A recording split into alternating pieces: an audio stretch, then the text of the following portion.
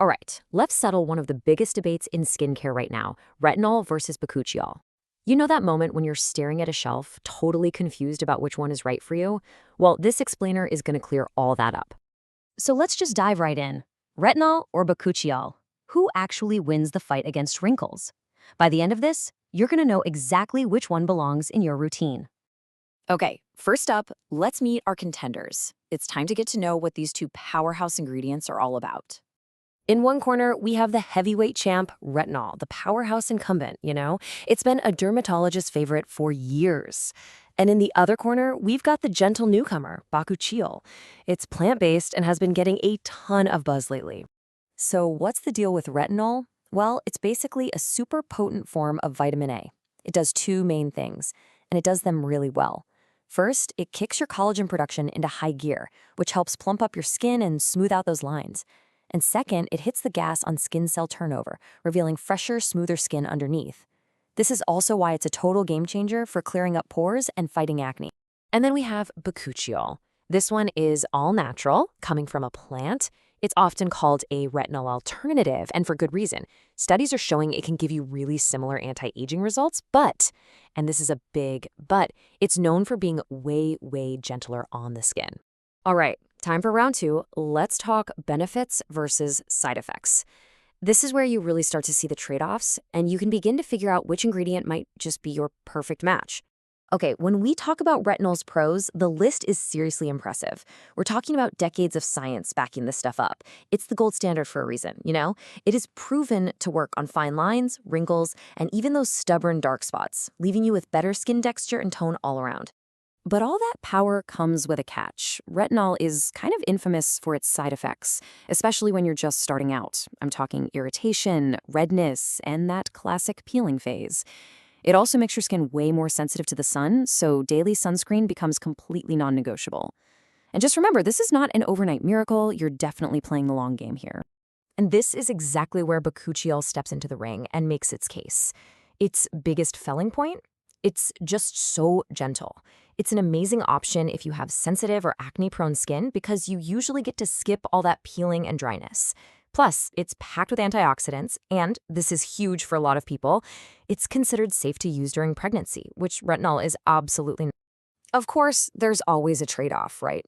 Bakuchiol is the newer kid on the block, so we just don't have the decades of research on it like we do with retinol. The results can also be a little more subtle and might take longer to show up. And yeah, because it's a specialty plant-based ingredient, it can sometimes be a bit pricier. So we've heard all the arguments. Now it's time to look at the judges' scorecard. Let's put these two side by side and see how they really stack up. Okay, let's break down this scorecard. First up, origin. We've got synthetic vitamin A versus a natural plant extract. Now for side effects. This is the big one. Retinol has that potential for irritation, while bakuchiol is known for being much, much milder. And that difference directly affects how you use it. Because retinol makes you sensitive to the sun, it is a nighttime-only ingredient. Bakuchiol, though, it doesn't do that, so it's totally safe to use in the morning. Okay, knowing the difference is great, but how do you actually get started? Application is everything, so let's get into the nitty-gritty of how to work these into your skincare routine. Listen up, because this part is crucial with retinol.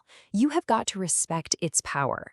That means starting with a really low concentration and letting your skin get used to it. Only apply it at night and introduce it slowly, like maybe just 2 or 3 times a week at first. And number 4 is the golden rule. You must wear a broad spectrum sunscreen every single day. No excuses. Bakuchiol, on the other hand, is so much more chill. It's gentle enough that you can use it in the morning, at night, or both. Just put it on clean skin, pop your moisturizer on top, and you're good to go. It also plays really nicely with other ingredients, so it's super easy to slot into your existing routine. See? Much simpler. Now hold on, here's a little plot twist for you. It doesn't always have to be retinol versus Bakuchiol. What if you could use them together? Well, you can. Some brands are actually putting them in the same bottle now. Bakuchiol can actually help calm down the irritation from retinol, creating this amazing, balanced super team for your skin. So, after all that, how in the world do you choose your personal champion? Let's break down the final decision, and it's all going to come down to your skin and your goals. So, who should pick retinol? It's probably your champion if your skin is normal to oily and you're chasing those faster, more dramatic results. It's also an incredible weapon if you're fighting off stubborn acne. The main thing is, you have to be ready to commit to that strict routine, especially the daily sunscreen part. And when is Bakuchiol your winner? Well, you're on Team Bakuchiol if your skin is sensitive or gets irritated easily. It's also the clear choice if you're all about natural, plant-based skincare, or if you're pregnant or breastfeeding. And honestly, it's perfect for anyone who just wants a low-maintenance option they can use whenever they want.